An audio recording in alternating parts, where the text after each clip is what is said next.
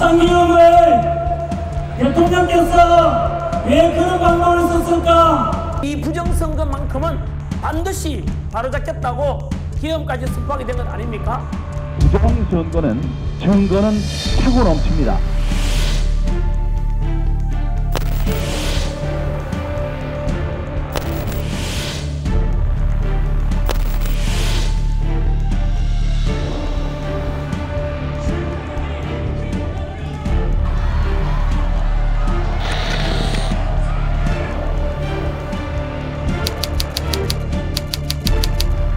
선관위 직원의 가족조차도 설득이 안 된다는 거예요. 결론적으로 말씀드리면 섣부른 확신이 굉장히 무섭다. 특종의 발견입니다. 오늘 주제는 부정선거론입니다. 이 주제가 다뤄질 때마다 댓글 반응이 극명하게 나뉘는데요. 오늘 부정선거론의 주요 쟁점을 꼼꼼하게 취재하고 핵심 인물들을 만난 기자와 얘기 나눠보겠습니다. 뉴스토리팀 이대욱 기자 나와 있습니다. 안녕하세요. 네, 안녕하십니까. 사실 이 주제가 조심스럽다는 생각이 드는데요. 어떻게 기획하게 됐습니까? 그러니까 부정선거를 믿는 사람과 믿지 않는 사람은 대화 자체가 이제 안 되는 분위기잖아요. 그 중에서도 사람들이 제일 궁금해했던 분이 이제 전한길 강사였어요. 그러니까 전한길 강사가 변할 정도로 부정선거론에 설득력이 있는 게 아닐까라는 생각이 좀 들기도 해서 그 사람들은 왜 부정선거를 믿는지 그러니까 그 자체가 좀 궁금해서 이 아이템을 일단 시작을 하게 됐습니다. 바다에 모래알처럼 많다. 부정선거의 증거들이. 사전투표한 관리소가 있어요. 그게 대부분 선관위에 있습니다. 많게는 5일, 또 짧게는 4일 있는데 그것이 무슨 일이 벌어지고 있는지가 밝혀지질 않고 있고요. 또 많은 분들을 만나셨더라고요. 네. 인상적이었던 분이 사실은 황교안 전 총리인데 황교안 전 총리는 검사 시절 공안 통이어서 선거를 좀 담당하지 않았습니까? 일단 그 황교안 전 총리의 사무실을 가면 뭐 촬영하는 팀도 있고 뭐 편집하는 분도 계시고 부정선거론에 대해서 되게 체계적으로 많은 분들이 이렇게 같이 일을 하고 계시더라고요. 부정선거론자들의 가장 큰 핵심은 가장 중요한 핵심 주장은 사전투표 과정에서 분명히 문제가 있을 것이다라는 거거든요. 그래서 사전투표를 하게 되면 그 투표용지 그러니까 이제 함에 있는 그대로 전국 250여 개 선관위 사무실로 이제 배치가 돼요. 4일, 5일 동안 거기에 이제 보관이 돼 있는데 그 사이에 뭐 투표함 바꿔치기가 된다거나 아니면 위조된 투표 용지들이 우수수 들어갈 것이다. 자, 이렇게 하면은 바로 사라집니다. 이렇게 지금 사라진 상태에서 얼마든지 이렇게 투표함 통을 열고 가짜 투표지를 집어넣을 수가 있다는 얘기가 됩니다. 취재에서도 이제 언급하셨지만 조슈아님이 네네. CCTV를 손쉽게 조작할 수 있다라고 지적을 했지 않았습니까? 그러니까 토론회 때 이제 조슈아라는 그 유튜버가 부정선거론을 한 5년 동안 계속 이제 설파하고 계신 분인데 투표함에 잔뜩 이제 투표용지 넣어 놓은 상태에서 시연을 하셨어요. 그러면 뭐 버튼을 딱 누르면 본인이 없어져요. CCTV가 비치는 상태에서. 그러면 이제 그걸 보고 계셨던 때 그 토론에 오셨던 분들이 한 100여 명 되셨는데 어르신들이 와 되게 이제 신기한 광경이잖아요. 놀랍긴 놀랍더라고요. 네, 저렇게 쉽게 CCTV 조작이 가능하겠구나라는 건데 이제 이거 전제는 누군가 그 안에 들어가서 그걸 해야 되잖아요. 그래서 KT 직원과 그 선관위 직원과 뭐 이런 걸 다 포섭을 해서 4, 5일 동안 전국 250여 개의 선거관리위원회에 다 들어가서 이거를 다 조작을 해야 된다라는 가정인데 약간 좀 설득력이 떨어질 수는 있죠. 재검표 과정은 투표가 개표를 하고 나서 오랜 기간이 지나고 나서 검증을 하는 거잖아요. 저희가 선거 때 투표지를 보관할 때 보면 투표지 양이 어마어마합니다. 어떤 거기에 따라서 무게감에 따라서 투표지가 많이 접힌 자국이 완화된 뭐 그런 투표지라고 볼 수 있겠습니다. 부정선거 관련 쟁점을 논의하고 있는데 가장 중점을 둔 부분 그러니까 무엇일까요? 이게 디테일하게 분류를 하면 100가지 훨씬 넘고 뭐 분류하다가 실은 말았어요. 투표 용지 중에 이제 빳빳한 투표지, 이제 형상 기억 종이라는 투표 용지에 대한 논란이죠. 그게 핵심이고, 또 이제 형상 기억 종이 하면 굉장히 자극적인 어떤 단어잖아요. 투표 관리관의 도장이 이제 뭉개진 거를 이제 일장기 투표지라고 부르거든요. 네. 그런 일장기 투표지도 굉장히 강하게 주장하는 이제 부정선거 의혹의 어떤 증거인 겁니다. 저희가 이제 2020년 이후 뭐 총선 대선에 있었던 그 우리 회사에서 투표 상황을 이제 촬영했던 영상을 다 확인을 해봤어요. 그래서 봤더니 그 둥글게 말아서 넣는 경우와 혹은 이제 살짝 이렇게 접는 정도 아니면 아예 접지 않고 넣는 경우가 한 절반 정도 되는 것 같더라고요. 투표지들과 섞인 상태로 계속 쌓여 있는 상태에서 나중에 이렇게 사진을 찍어서 보면 되게 빳빳한 투표지 뭉치로 보이긴 한다라는 거는 맞는 것 같습니다. 저희가 육안으로 보고 방송의 그 취재 자료죠. 네네. 일일이 확인을 했지만 그것 또한 육안이기 때문에 좀 신빙성이 문제가 있을 수 있다. 네. 그래서 인상적이었던 게 감정인을 직접 만나셨더라고요. 네네.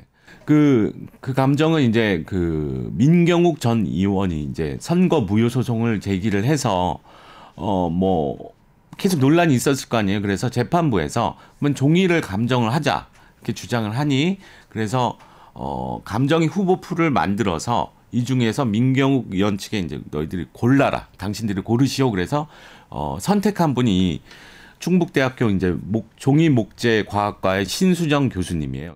저는 그 석동현 변호사 사무실에 변호사 중에 한 분이 저랑 친한 지인이라서 소개를 받아서 참여하게 되었습니다. 제가 종이로다가 공을 만들었어요. 네. 그런 후에 이걸 펴놓은 다음에 그게 공 모양으로 되돌아가면 그런 종이를 저는 형상기억 종이라고 생각을 했고 그런 종이가 없다라는 의도로다가 형상기억 종이냐라는 조롱이 이제 계속 확산되고 있을 때 법원 심리 과정에서 이제 참석을 하셔서 이렇게 대기하고 있는 중이셨대요. 근데 이제 어떤 분이 지나가면서 오셔가지고 교수님 형상기억 종이라는 게 있습니까?라고 물어봐서 형상기억 종이라는 게 있을 리는 없으니까 예를 들면 이렇게 접었던 게 뭐 어떤 접어서 무언가 물체를 만들었던 게 놔두면 다시 이제 원래 원상복귀가 된다. 뭐 이런 거는 말이 안 돼서 그런 건 없습니다라고 대답했는데 이 감정인인 신수정 교수마저도 형상기억 종이가 없다고 대답을 했고 이게 말도 안 된다라고 해서 급격히 이제 확산이 된 거죠. 그래서 그 부분에 대한 부담감을 계속 갖고 계셨대요. 그 5개월 동안 이 종이에 대해서 분석을 한 결과를 좀 꼼꼼히 한번 얘기를 해보면 좋을 것 같아요. 이제 교수님이 이제 보고서를 한 83페이지 정도 쓰시고 이걸 법원에 제출을 했고 저희한테도 이제 그 원본 사진 자료를 다 주셨어요. 180여 장 정도를 이제 감정하셨는데 어떻게 선정이 된 거냐면 양측에서 이제 피고 원고 양측에서 다 합의한 투표용지였어요. 이건 검증해보자. 그래서 이 빳빳한 투표지 중에 아예 안 접힌 투표지도 있는데 그 빳빳해 보이는 투표지 중에 상당수는 자세히 보니 접혀있던 흔적이 있다더라. 뭐 이런 거였고요.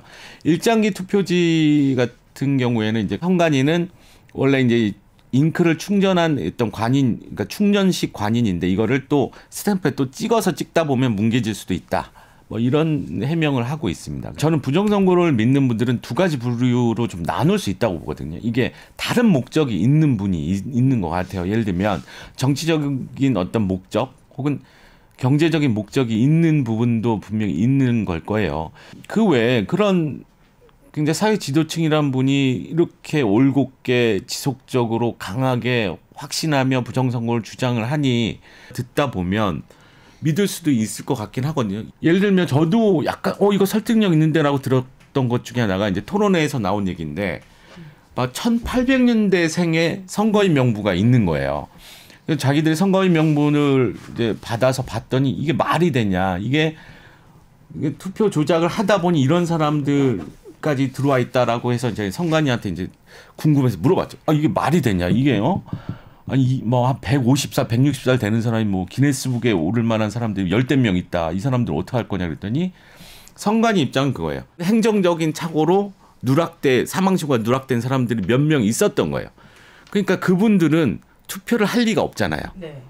그러니까 160살 할머니가 투표를 할 리는 없으니까 선관위 입장에서 이런 분이 선거에 참여할 리가 없으니 문제될 건 없다.